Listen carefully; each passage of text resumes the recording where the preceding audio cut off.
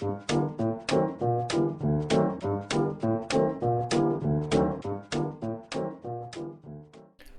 novosti za študente bi najprej omenil šolo kreativnega pisanja s področja poezije, proze in dramatike, ki bo trajala pravzaprav se je začela in bo trajala vse do junija.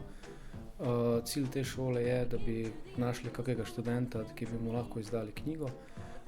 Opozoril bi študente tudi, da spremljajo našo spletno stran www.založba-litera.org, kjer bo objavljen kmalu razpis Bitka za prvenec, se pravi za prvo knjigo, ki jo bomo izdali študentu, in tudi zbornik poezije, proze in dramatike.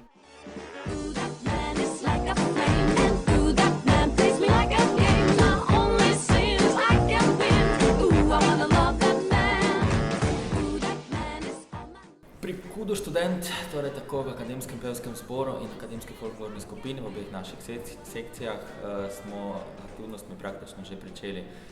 Trenutno potekajo vpisi in zadnje avdicije in sprejemi v naši skupini, torej obe, ki sem jih zdaj omenil. Imamo avdicije Akademskega pevskega zbora in pa vpis v Akademsko folklorno skupino študent. Te potekajo v bistvu danes in pa potem še vse srede v tem mesecu. Nato pa dejansko z novo pridobljenimi člani začnemo z aktivnostmi na polno.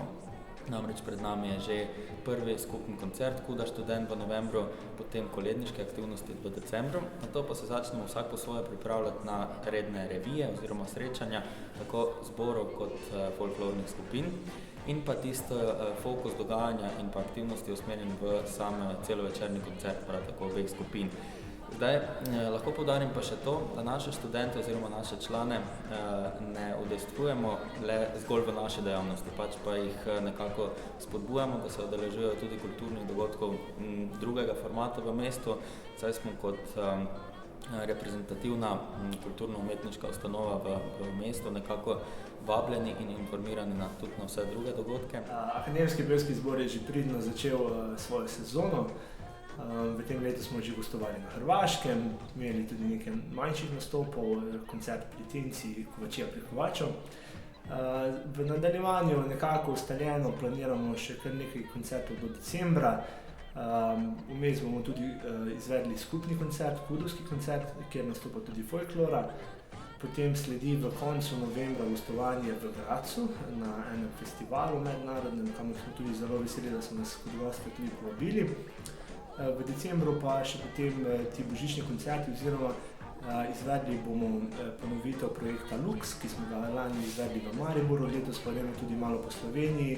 En potrjen termin že imamo v Ravnah na Koroškem, pa še nekako iščemo morda tudi čez mejo prostore, ki so primerni za ta koncert, da izvedemo ponovitev. V kratkem bi še mogoče opozoril, da imamo še v torek zadnje audicije. Dvojne smo že imeli, tako da imamo zopet lepo število novih pevcev, ampak za tiste pogumne je še v torek zadnja priložnost, da pridejo, zapojejo in se nam pridružijo pri ustvarjanju naše APZ zgodbe.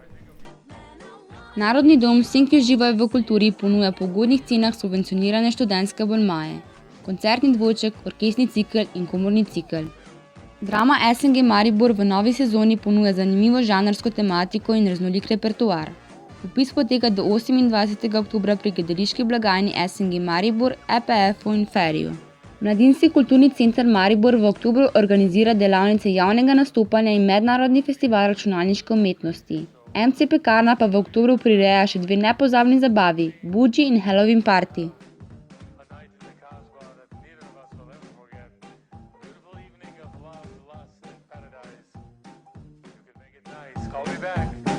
Riverside 4 239. Ciao, ciao.